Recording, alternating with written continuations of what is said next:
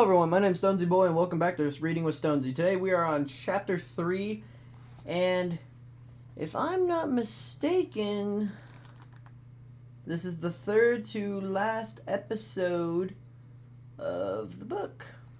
So the next one, the one tomorrow, is the second to last, and then the one the day after tomorrow, or next Monday, or this upcoming Monday, if I know my dates, is the last day. That Monday, we're going to be reading a lot, but that's okay. So yeah, without further ado, let's begin. Chapter 23, Strange Bedfellows. Farnum had never imagined that someone might use the enclosures in this zoo to imprison him and his friends. When they had built these environments, they had concentrated both on making them excellent habitats for their guests and ensuring that those guests could not escape. The last thing they needed was something like a wild zoglin on the loose again. Now that disgrace was working against them. The Piglins who invaded the zoo had handily defeated them and tossed them in here, locked them up, and walked away with the keys, which they had taken from Farnum the Bell. Fortunately, the Piglins had left the rest of the animals alone, including even the zoglin. All of the animals were safe in the pens, would be just fine, at least until their next feeding. Farnum's first concern at that point had been to make sure that his friends were all still breathing. Grinchard had gotten the worst of it, and he was still unconscious. Micah seemed mostly alright, although it didn't take Farnum a while to revive her. "Those invaders crushed the air out of my lungs," she said, when she finally woke up. "When I passed out from it, I thought I was gone for sure." "I'm so sorry. It took everything Farnum had to not dissolve into tears. This is all my fault." "Don't be silly," Micah said to test herself for broken ribs. "It's not your fault. Blame the Piglins. Speaking of which, have you seen your Piglin pal throughout all this?" Farnum shook his head. "Then it might not even be their fault either. We don't know, and assigning blame doesn't help us right now anyhow. Our first priority is taking care of each other, so you made a good start there. Let's see how Grinchard's doing." Working together, Micah and Farnum managed to get Grinchard stable. The explorer was still too weak to stand, much less throw himself back into the fight if they wanted to, but they were also grateful to be alive. "You need time and rest," Micah told the Grinchard. "That'll give you the best chance to recover." The explorer was too beat to argue with her, even if they wanted to. As Micah finished up and Grinchard, Farnum spotted Crichton coming through the obsidian portal. By that time, he had started to worry about them. As it seemed to flow, the Piglins coming through the nether had already stopped entirely without Crichton joining them. Had they been captured and tortured? Even killed? When Crichton strode through the portal, though, snorting like they were on a mission, Farnum's feelings for them turned from worry to fury. Not only was Crichton unhurt, they looked proud of all the damage the other Piglins had inflicted upon the zoo.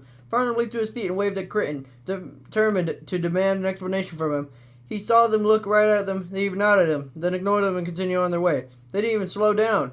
"Don't worry about them," Micah said. "Shouting at them won't do you any good. It's better if they and the rest of the Piglins just continue to ignore us. We can't just let them get away with this. They're going to attack the rest of town, and there's nothing we can do about it from here." The whole town was heard of commotion of these Piglins arriving already. They'll be as prepared as they can be. Farnum fumed at Crichton's betrayal, and partly at how pragmatic Micah could be about everything. He wanted to do something, anything, to save the town. He was the one who put the obsidian portal and allowed the Piglins to invade, so he felt reasonable for it.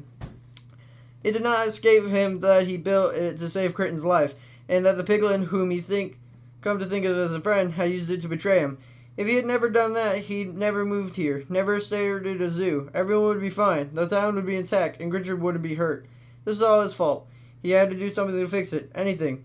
"We need to figure out a way out of here," Farnum insisted. "I have some ideas about that," Micah said as they sat down next to Grinchard. The miner wasn't moving all that well either, and Farnum was worried she was pushing herself too hard on his behalf.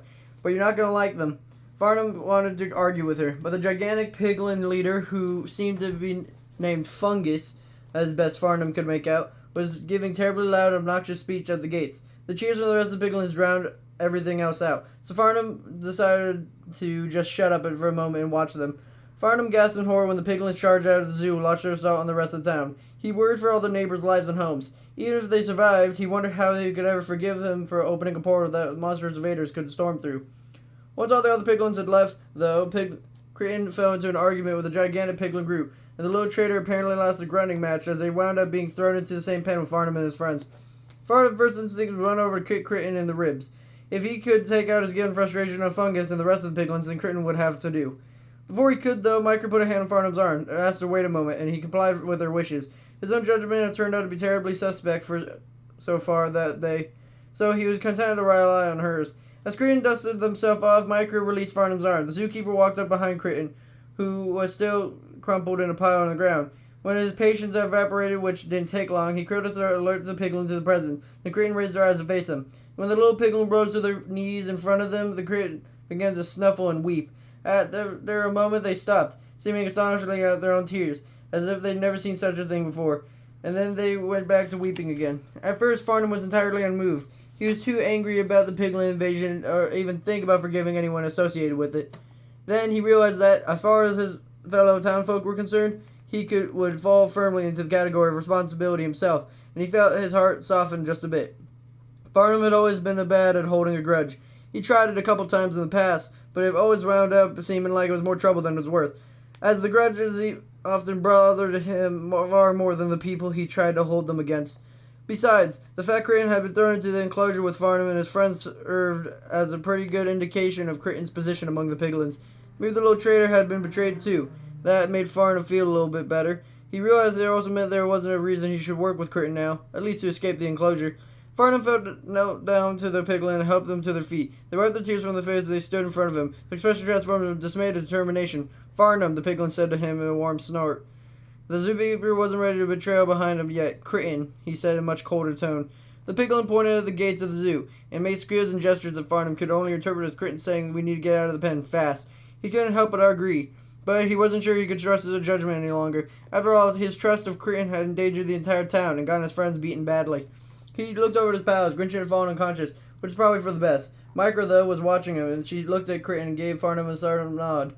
"That piglin pal of yours might be a traitor, but they have nothing to lose by working with us at this point." Micro's voice was weaker than Farnum would have liked, but that didn't detract a bit for a point. "You can't take on all those piglins yourself, and Grinchen and I are really in the kind of shape to help you." Farnum shook his head, still hesitant. "But how can I trust them?" Micro chuckled, then turned to a painful cough. "You can't, but you know that now. That should make working with them easier, right? They can't shatter your illusions without them a second time." That was the wisest thing Farnum heard all day. He turned back to Cretan and gave Piglin a hard stare. "All right," he stuck out his hand. "Let's do whatever we can to take those invaders down, partners." Partners? He pointed himself and then Cretan back. "Partners." Cretan took Farnum's hand and shook it, grunting something that Farnum charitably interpreted as partners. Chapter 24. Get the Obsidian. Cretan's entire body was sore, but at least he didn't feel so alone anymore. When Upgub had decided to drop the facade of tolerance and throw the advisor into that animal cage with the overworlders that they already defeated, Cretan had been relieved. They had feared that Upgub was going to kill them on the spot rather than save them from a horrible torture that they planned to inflict in the future. As long as Cretan was alive, they had a chance. Being imprisoned in a cage wasn't great, but it was better than dying. The first thing they did was throw themselves at Farnum's feet and beg for mercy. If they'd been in his position, they would have felt justified to put an end to someone who had betrayed them so badly, and Cretan seemed to eliminate that possibility straight away, one way or another. Once again, to their surprise, they remained breathing. Cretan couldn't hardly believe that Farnum had been fool enough to forgive them, or at least put aside his hard feelings long enough to work with them. But they weren't going to let that go aside. No piglin would have given them a second chance like that, and if they needed to make the most of it. Within moments, Cretan concocted a plan to foil the piglin invasion of the overworld, but the trouble was that they needed to communicate this somehow to Farnum, and they only had a few words that they knew how to use with each other. Gestures would have to do most of the heavy lifting in their explanations. It wasn't that Cretan was against looting the overworld. If they were in charge, they would launch a similar campaign of pillaging, but they weren't in charge, and that was something that they now realized needed to change. Working as Bungus's advisor only got them banished and then thrown into a pen. If Cretan wanted to stop living under Bungus's rule, or worse yet, Uggub's, then they were going to have to take charge of the clan themselves. That's the only way.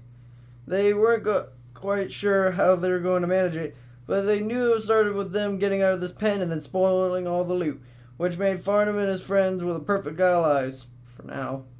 Cretan put their hands in mime chopping away at something with a pickaxe. At first, Farnum had no idea what they were trying to say, but his friend, the one called Micro, figured it out. They needed a pickaxe or some kind of tool if they were going to get out of here. It wasn't all, of course, but it was a solid start. Farnum needed to remember something, and he raced off to the far corner of the pen to find it. A moment later, he battered an iron shovel over his head in triumph, as if he had just uncovered the greatest treasure of all time. Cretan found it hard to argue that Farnum's enthusiasm, but they had to bring them back down to earth. The shovel he produced would be fine for digging their way out of the enclosure, but it wouldn't be enough for what they really had to do. For that, they needed a diamond pickaxe. It had been the main reason that Cretan had bargained hard with Farnum for such a tool. They had known that such a powerful tool might be a vital to them at one point or another. They just hadn't dreamed that it would be a situation like this. But when you wanted to work with obsidian, there was no better tool. To get Farnum to understand this, Crichton pointed at the shovel and nodded. Then they walked over the part of the closure where they could see the obsidian portal, stabbed their finger at it as well. Farnum furrowed his brow at the advisor and shook his head.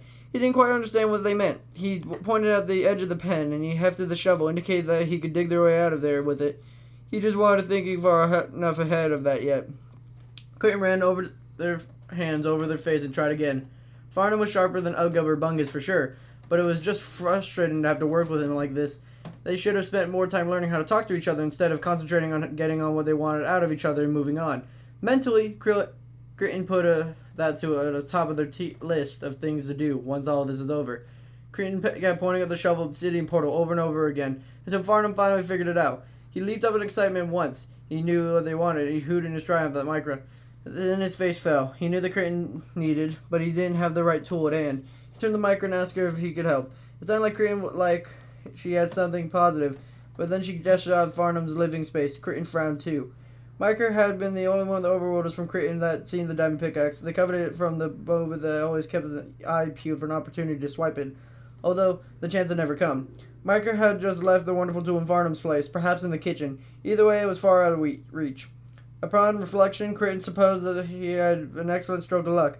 If Micra had been carrying the diamond pickaxe when the Piglins had crushed her, they would have no doubt taken it from her. Bungus, or worse yet, Ugub, would be charging around the settlement with it right now. Since she had left it in Farnum's quarters instead, that meant it was someplace safe, at least for now. They needed to go out of the pen and grab it before the rest of the Piglins returned, decided to loot every corner of the zoo too. Farnum asked Crichton the question then, and they didn't understand a word of it. He pointed at the shovel and then the obsidian portal and shrugged, a confused light on his face. Why? Crichton nodded at him to show they recognized the confusion. They mimed knocking down the obsidian portal with a pickaxe. Then the advisor pointed at themselves, and at their snout in particular, and pretended to start choking in the overworld poisonous air, finally collapsing in a heap. Ah, that Farnum understood. If they could destroy the obsidian gate, they cut the Piglins off on the supply of the potion that protected them here, and eventually the protection would wear off. It would take some time, but the Piglin problem would take care of itself. Maybe that would put Crichton in a similarly bad situation, but they knew something no one else did. How to make more of the cure. With any luck at all, they'd be able to leverage that into the advantage. Best they could do now is just cause as much chaos as possible, and then they lay angels better than the idiots currently in charge of their people. But that was something Crichton felt good about betting on. Farnum motioned that they should get started right away, but then Crichton hadn't filled him in on the whole of their plan. He needed to know the rest of it, or he might blow the whole thing for them. It wasn't enough to destroy the obsidian portal. They had to destroy all of the obsidian they had here as well. Crichton cast out for a bit, trying to spot the place where the Piglins had stored the chest of obsidian that they brought back into the zoo with them from the nether. When they did, they jumped up and down and pointed at it until Farnum came over and saw exactly what they were excited about. Once he did, Crichton then minded using a pickaxe on the stuff as well. He seemed to confuse Farnum more than just about anything they tried to discuss so far. They wanted him to destroy the rest of the obsidian. Otherwise, the great Bungus would simply repair the broken obsidian portal with that fresh material, or maybe even just build an entirely new one from scratch. They had to take care of all the obsidian first. Otherwise, destroying the working portal wouldn't mean a thing. It would only slow the Piglins down a bit, and that wouldn't be nearly enough to defeat them. Farnum wasn't getting it, though. Maybe it's because Crichton was pretending to use a pickaxe on the obsidian, which wouldn't really destroy it, would it? It would simply mine the material, breaking it down a bit further, but not actually getting rid of it.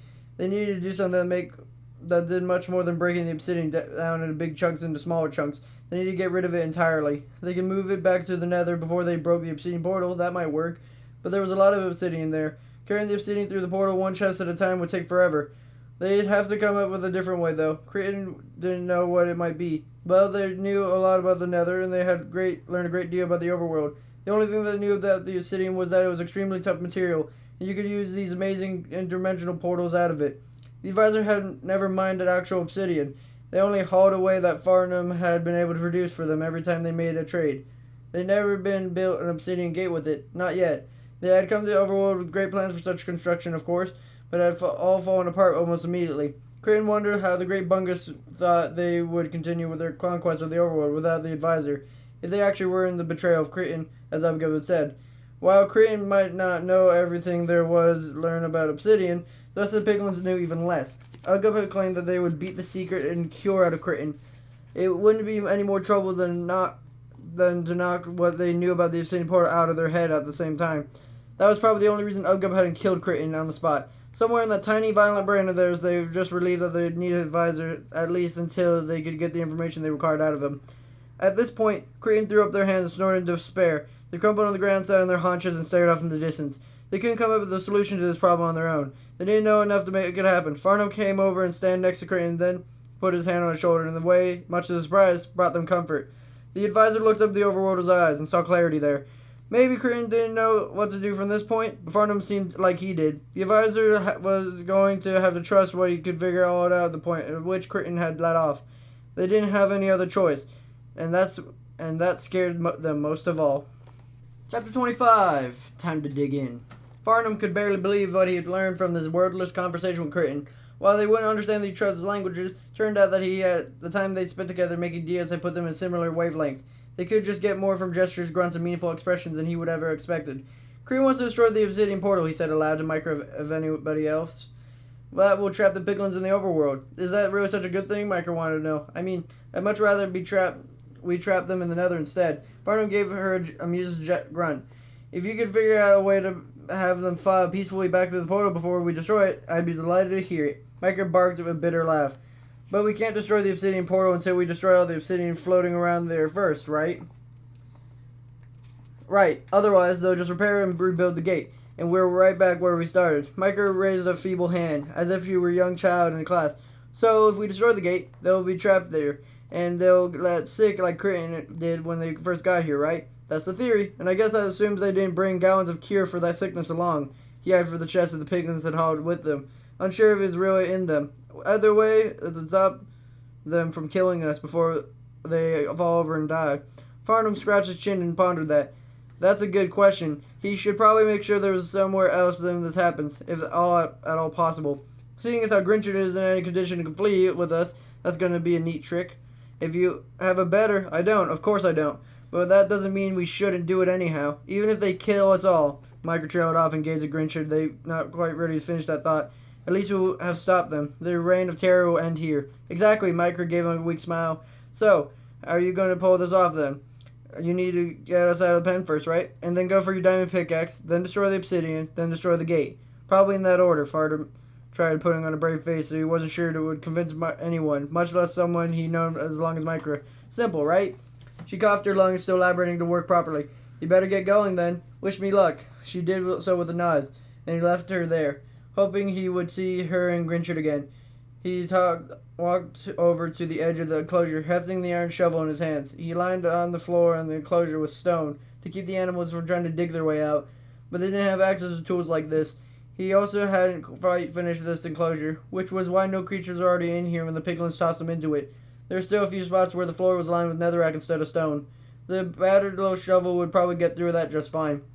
He held up the shovel and readied himself to get started, but he found himself hesitating. Despite having mined his way out of the cavern in which the waterfall had left him, the idea of digging his way through the underworld, as he continued to think of it, still terrified him. He forged his way out of the cavern only because there had been no other choice. It had been a matter of dig or die. And he had the Strider with him then, the creature he'd felt responsible for and he couldn't just abandon. This time instead it was a piglin who already betrayed him once. Crane came up beside him and grunted the ground in front of him, then to the shovel and then to the ground again. They nearly couldn't understand what he was waiting for. He knew he had to do this. It was going to be hard and terrifying and awful, and he was going to hate every second of it, but he still had to do it. He held the shovel before himself for a moment and then started digging. The dirt before him gave way easily enough, and he breathed a sigh of relief. At that moment, voices grew nearer to the zoo's gates, and a platoon of piglins burst squealing back into the blaze. Farnum froze for an instant, unsure what to do. Micro knew, though. Keep going, she shouted at them, stage whisper, from where she lay in the back of the enclosure. Once you're on the underground, plug the hole back up. They'll never know. Unsure if he was going to do the right thing and still scared of being caught, Farnum followed Micro's orders. He dug down into the netherrack as fast as he could, listening to the hoots and hollers of the piglins' warriors echoing through the zoo above him. Crichton followed him down into the hole and stood next to him. He still wasn't sure that he wanted the piglin with him. It was one thing to shake his hands with them, and another entirely to be trapped in a tight underground tunnel with him. As the grunting above grew louder, Farnum heard a deep grunt, calling all the calling out all of the unintelligible babble. It was the voice of the great Piglin who had been the first through the portal, the one who had thrown Cretan into the closure. It sounded like they were snorting out orders to the others. Farnum couldn't make out much of what the Piglin was saying, but he made out the same Cretan. If they came looking for the little Piglin and discovered they were missing along with Farnum, they would be sure to tear the place apart looking for them. He didn't make sure he couldn't find them. Farnum filled the hole and he just dug, sealing them both himself and Cretan into the underworld, and plunging the two of them into complete darkness. For a moment, Farnum froze, unsure where to dig or what to do. It was hard enough to dig away from the underworld, but doing so blind seemed utterly foolhardy. Then Cretan lit a torch, and things seemed better. The Piglins had taken everything from Farnum before throwing them into the closure, but apparently Ugub had been quite careful with Cretan, having just tossed them with everything they were carrying into the pen. The little Piglin might not have a weapon of their own handy, at least Farnum didn't see one, but the torch was far more valuable to them than anyhow. The light steadied Farnum and gave him hope. Now, at least, he could see what he was doing, if not where he was going. Still, he knew the zoo better than any part of the overworld. He'd been over every bit of it himself countless times, and had personally built most of the structures inside it. If anyone could figure out how to get there where the obsidian was being stored, it was him. He dug down a little deeper first, afraid the Piglins might otherwise hear him tunneling through the ground beneath him. Then he headed up the direction of the obsidian stores that Cretan had pointed out to him. The stockpile sat just on the edge of Strider's enclosure, and Farnum felt completely confident that he could judge the distance to there. He paced back and forth between the pen and his empty one over and over while he then building the enclosure. Of course, then he'd been able to walk freely rather than having to dig his way through the underworld, so he wasn't quite sure what he would have liked. He would have to do his best.